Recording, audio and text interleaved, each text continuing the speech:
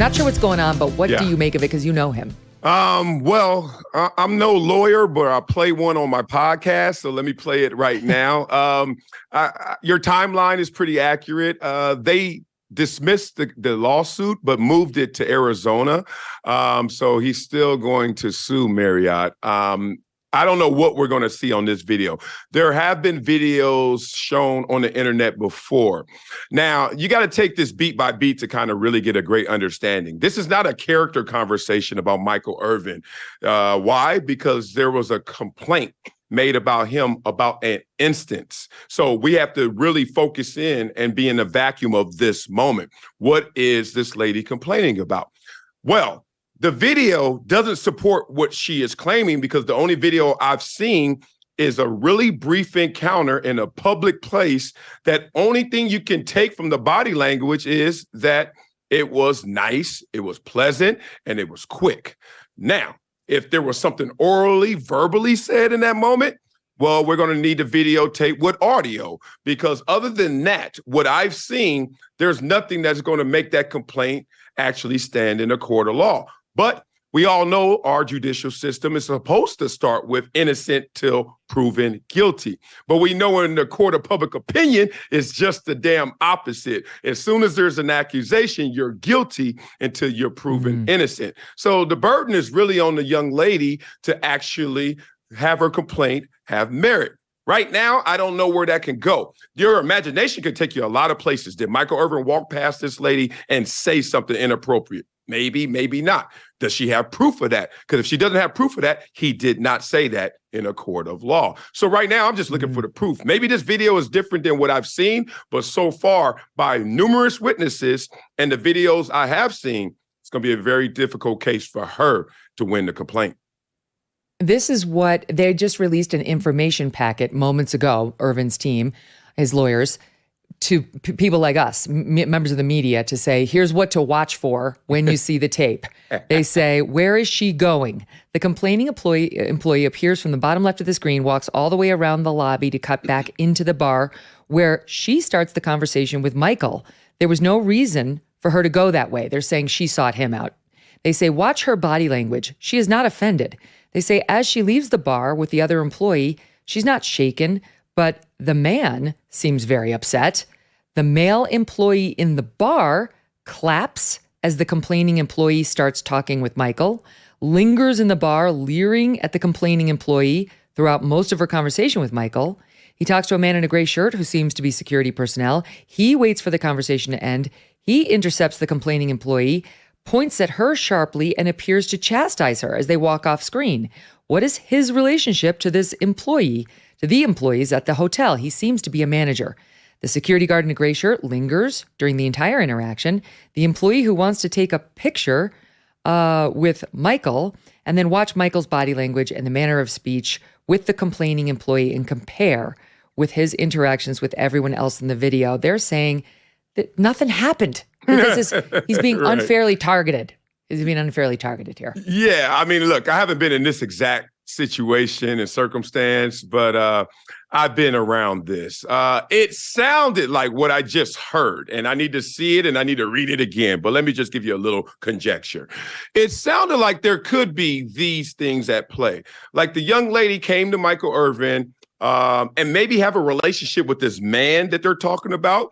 And she came in strong, came in hot, flirting with Michael, whatever it may be. Michael's not stupid. He can read the room, knowing that those two together, maybe not for everyone's understanding that they're together, but Michael could fill it out. So Michael's like, I'm good.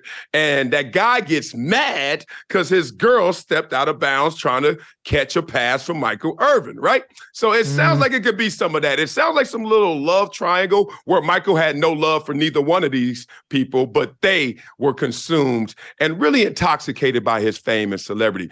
I don't know. I need to see the video, but right now, if you ask me to hit the early gavel, it sounds like she stepped out of bounds, didn't like that. The shame of that moment made her file a complaint. And this guy also getting upset probably urged her to file that complaint because there's no way I did that on my own volition. That's the other thing. That's one of the questions. Who actually filed the complaint? You know, was it her or was it him? Was it somebody else who allegedly witnessed it? Marriott, Their version of it is Michael was visibly intoxicated. He initiated the encounter. So there's a divergence there. Says he flagged down the woman, asked her about her job, said he found her attractive, introduced himself. She explained she was not an NFL fan, didn't know who he was. He said, look me up on the internet. The claim is that it escalated into aggressive flirtation, unwanted physical contact, and a graphic proposition. He shook her hand. He touched her arm, quote, without her consent. I mean, that's ridiculous. It's like an arm. We've gotten to the point where like an arm is now a sexual assault. Yeah, a handshake is now assault because you touched my palm. I'm like, come on, y'all. Where does it become an assault? Like when you go past the hand to like the elbow. Yeah. Now you've crossed into sexual assault territory. Like, how about the bicep or the forearm? Where does that fall on the scale? Unreal. Then they say he asked her whether she knew anything about having, forgive me, quote, a big black man inside of her. And she was taken aback. She thought it was inappropriate. Then he attempted to grab her hand again.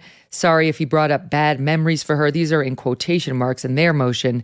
And then 2 hotel workers apparently approached and attempted to intervene. However, he produced 2 hotel workers that say, that's all BS. That's not what happened at all. And I don't know whether the surveillance tape we're going to see has audio. Typically, it would not.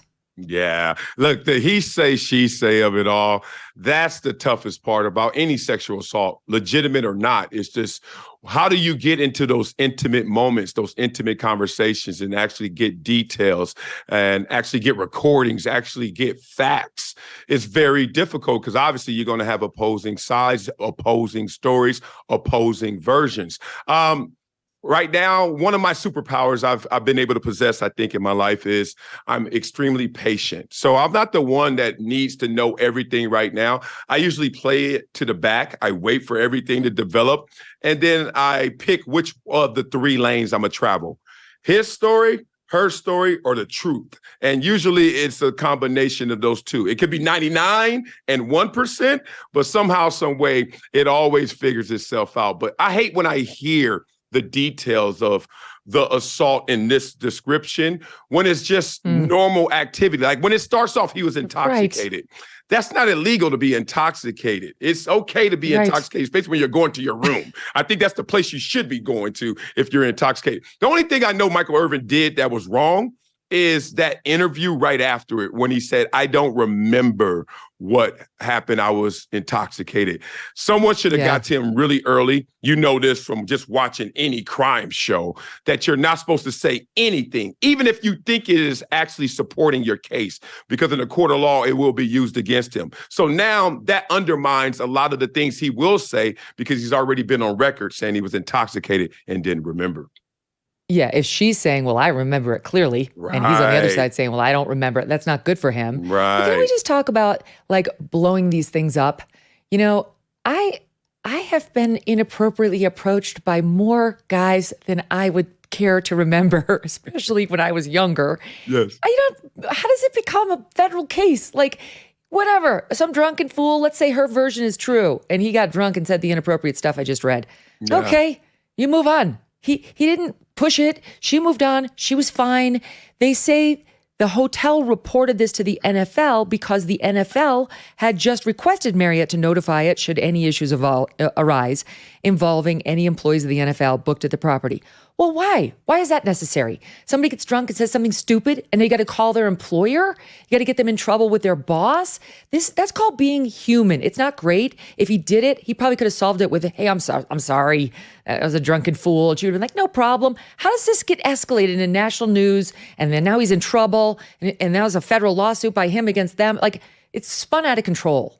Yeah. Yes and no. Let me say the yes and no, because I love to bring perspective to things like this. Every day I speed past the speed limit. Like if I see 35, if I'm going 35, I feel like I'm going slow, right? I'm on the freeway, 55, I feel like I'm going slow. Every day I speed past the speed limit. Now, by law, I can actually get pulled over and ticketed, but I don't. But when I do, it's all of a sudden out of time and place where I say, well, I did something that wasn't necessarily right, but I do it all the time, or it happens all the time. Why are you tripping right now, officer?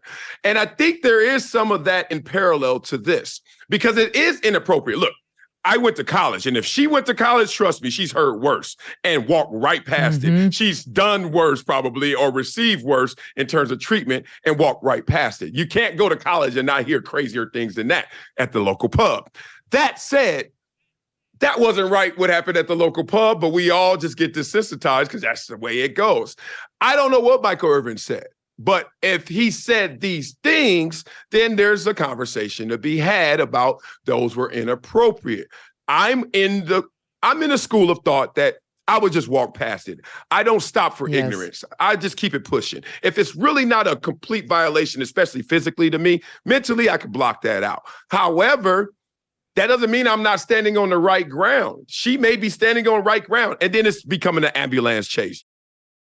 Sherry from Omaha, Nebraska has this to say about Genucel. Quote, I have sensitive skin and I'm careful about all products.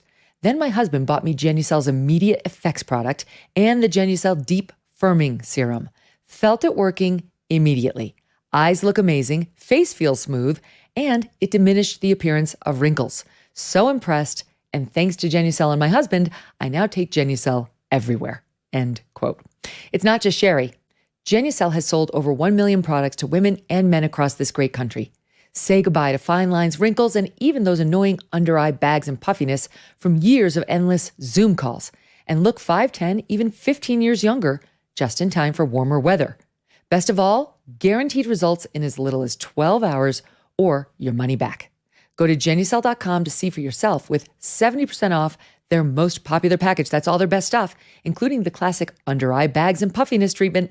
Free shipping and luxury beauty box containing 2 free gifts with every subscription. Go to Genucel.com/MK60. That's GENUCEL.com/MK60. Hey, thanks so much for watching. If you like what you just saw, hit the subscribe button for more clips and full episodes.